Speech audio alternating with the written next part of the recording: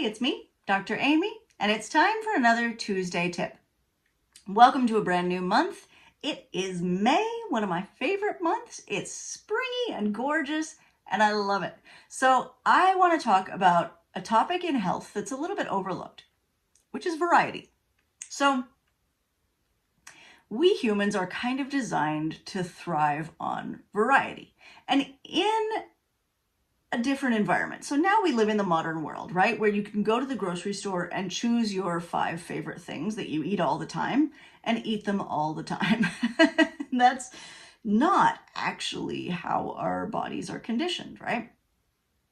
So in a more ancestral way of living, or even, agricultural way of living, we would have eaten very much foods that were in season. Now, I'm not advocating that anybody do that now. There's benefits, certainly, and there's a lot of people that do this. And if you want to, great, if that's what appeals to you.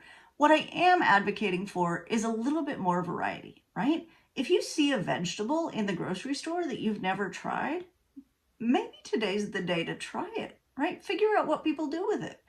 You can Google anything, right? YouTube will have 5,000 videos on how to prepare that thing or how to cook it or how to use it, but try it. Likewise, foraging food. Now, I know this is a weird thing, right? Not everybody goes out and forages from their backyard, but, when you think about it, there's, thousands of plants in every different climate zone. A lot of those are probably edible. I'm not suggesting that you actually just go out and start eating things, because we could get into trouble there. But what I do want you to think about is the variety of food sources that you would have been exposed to if we were living in a way that was more historically true for humans. So we're built for that, right? Everything you eat gives you different nutrients, and it's not just like vitamin C, vitamin A, this, that. It's all of the polyphenols, it's all of these different little chemicals that we are adapted to, right? Things that our bodies are looking for that may have an antioxidant function, they may have a protective function for your genes or your genetic information, they may have, a modifying function for your hormones. You just never know.